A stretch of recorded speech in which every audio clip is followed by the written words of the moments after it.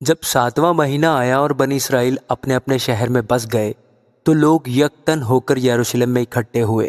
تب یشوع بن یوسدق اور اس کے بھائی جو کاہن تھے اور زروبابل بن صالتیل اور اس کے بھائی اٹھ کھڑے ہوئے۔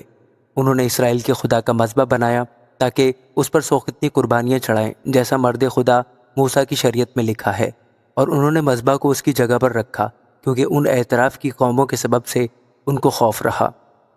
اور وہ اس پر خداوند کے لیے سوختنی قربانیاں یعنی صبح و شام کی سوختنی قربانیاں چڑھانے لگے۔ اور انہوں نے نوشتہ کے مطابق خیموں کی عید منائی اور روز کی سوختنی قربانیاں گن گن کر جیسا جس دن کا فرض تھا دستور کے موافق چڑھائی۔ اس کے بعد دائمی سوختنی قربانی اور نئے چاند کی اور خداوند کی ان سب مقررہ عیدوں کی جو مقدس ٹھہرائی گئی تھیں، اور ہر شخص کی طرف سے ایسی قربانیاں چڑھائیں جو رضا کی قربانی خوشی سے خداوند کے لیے گزرانتا تھا۔ 7ویں مہینے کی پہلی تاریخ سے وہ خداوند کے لیے سوختنی قربانیاں چڑھانے لگے، پر خداوند کی ہیکل کی بنیاد ہنوز ڈالی نہ گئی تھی،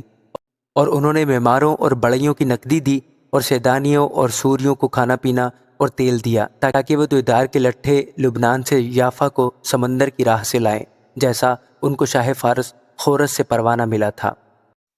پھر ان کے خدا کے گھر میں جو یروشلم میں آ پہنچنے کے بعد دوسرے برس کے دوسرے مہینے میں زروبابل بن صالتیل اور یشوع بن یوسدق نے اور ان کے باقی بھائی کاہنوں اور لاویوں اور سبھوں نے جو اسیری سے لوٹ کر یروشلم کو آئے تھے کام شروع کیا، اور لاویوں کو جو 20 برس کے اور اس سے اوپر تھے مقرر کیا کہ خداوند کے گھر کے کام کی نگرانی کریں۔ تب یشوع اور اس کے بیٹے اور بھائی اور قدمیل اور اس کے بیٹے جو یہودا کی نسل سے تھے مل کر اٹھے کہ خدا کے گھر میں کاریگروں کی نگرانی کریں،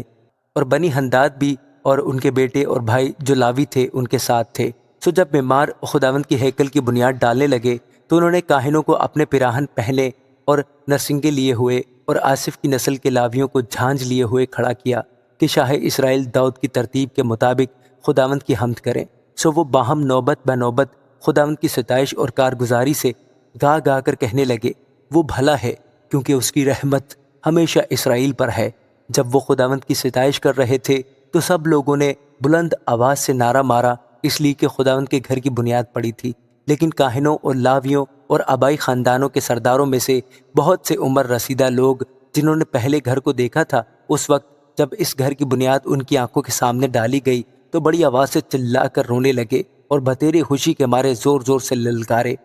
سو لوگ خوشی کی آواز کے شور اور لوگوں کے رونے کی صدا میں امتیاز نہ کر سکے، کیونکہ لوگ بلند آواز سے نعرے مار رہے تھے اور آواز دور تک سنائی دے رہی تھی۔